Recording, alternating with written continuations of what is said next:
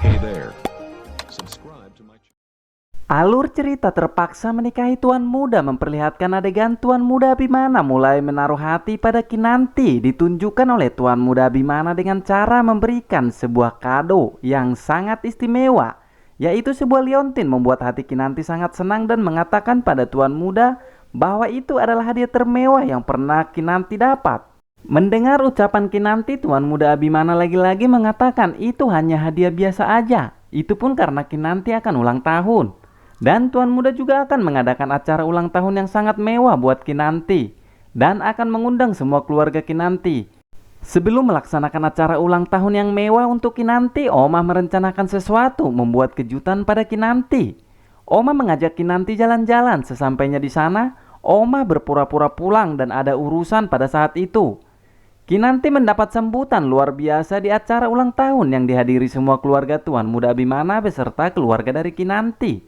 Dan terlihat di sana juga tuan muda Abimana memeluk Kinanti dengan penuh cinta dan disaksikan oleh semuanya. Tetapi di tengah-tengah acara terlihat Anita, sang kakak dari tuan muda Abimana, sangat tidak suka dengan perlakuan tuan muda pada Kinanti. Karena Anita takut jika tuan muda mencintai Kinanti sebenarnya, maka sebagian harta tuan muda akan terbagi. Di tengah acara ulang tahun Kinanti yang meriah dan mewah, terlihat di sana Pak Herman dan istrinya bernama Marisa menghadiri acara ulang tahun putrinya Pak Herman. Pak Herman menikmati acara tersebut, tetapi Marisa istrinya terlihat kurang senang karena melihat tuan muda memperlakukan Kinanti seperti ratu, yang seharusnya putri kandungnya lah bernama Sarah yang di sana, yang menjadi pendamping hidup tuan muda Abimana. Tetapi malah Sarah melarikan diri saat acara pernikahannya dilaksanakan dan digantikan oleh Kinanti. Saat itu tiba-tiba saja Pak Herman melihat bahwa Keisha berada di sana tidak jauh dari tempat mereka, membuat wajah Pak Herman berubah menjadi ketakutan dan panik. Bagaimana jika Keisha melihatnya di sana?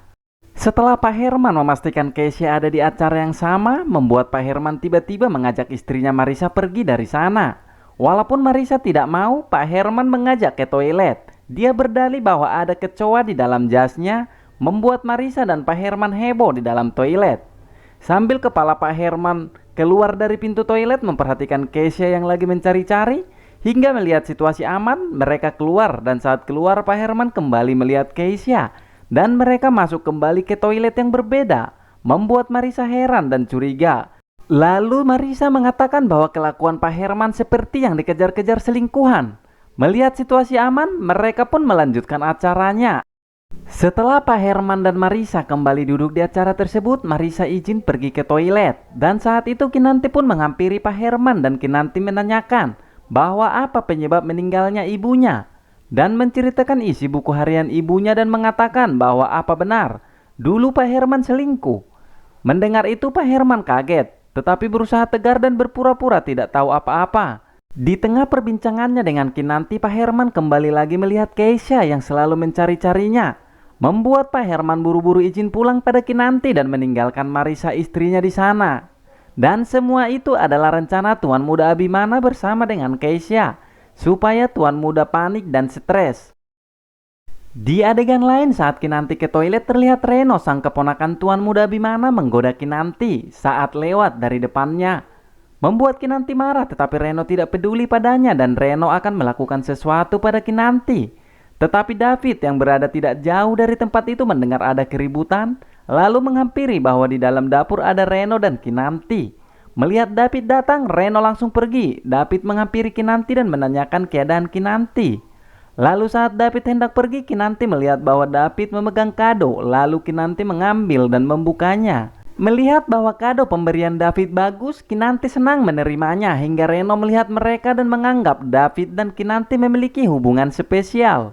Di adegan saat Marisa habis dari toilet, Keisha berpura-pura menemui Marisa. Dan di sana mereka bercanda gurau hingga Keisha menanyakan bahwa Marisa dengan siapa di sana. Marisa pun mengatakan bersama suaminya, dan saat hendak memperkenalkan suaminya, malah tidak ada, membuat Marisa kesal dan malu. Lalu buru-buru izin pada Keisha. Penasaran dengan cerita selanjutnya apa yang akan dilakukan Marisa pada suaminya? Terus saksikan alur cerita terpaksa menikahi tuan muda, episode 12-13 part 2 setelah video ini.